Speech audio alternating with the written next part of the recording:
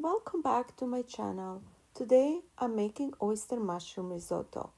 These oyster mushrooms I picked up myself in the forest. They are really gorgeous, beautiful and very clean. But if you don't forage for mushrooms, you can easily buy oyster mushrooms in the grocery store. You can also use any mushrooms you like. First clean the mushrooms and remove any dirt.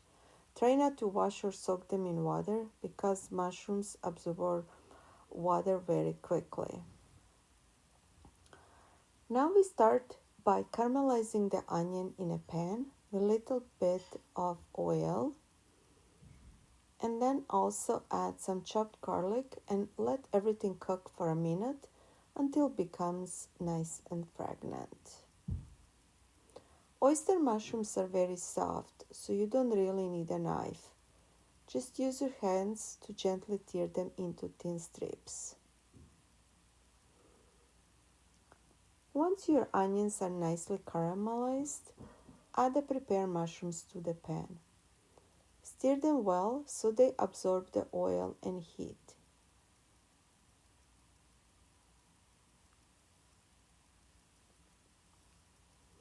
Add some salt and pepper to taste. Continue stirring the mushrooms until they soften and change color slightly.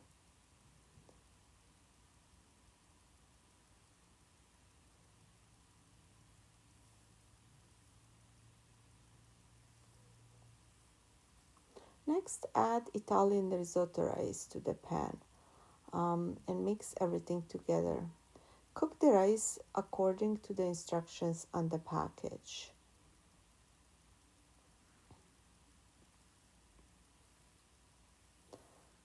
I'm one of those cooks who doesn't really measure time.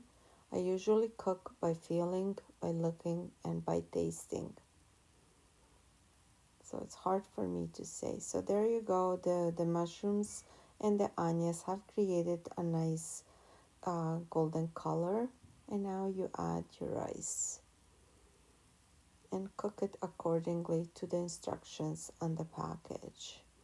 So stir it nicely so the rice absorbs the flavors from the mushrooms and the onions, and also that kind of pre-cooks the rice, and then add water slowly and then continue stirring it, then add a little bit more at a time. So this way you also, what happens, you don't reduce the temperature of the heat, so it takes a long time to cook the rice all over again.